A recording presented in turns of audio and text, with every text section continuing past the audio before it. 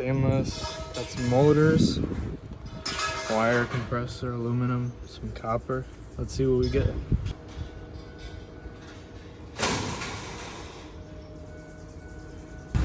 After every run, you gotta do a little walk around. Make sure there's no nails in the tires. I had one on the sidewall, that sucked. Looking good.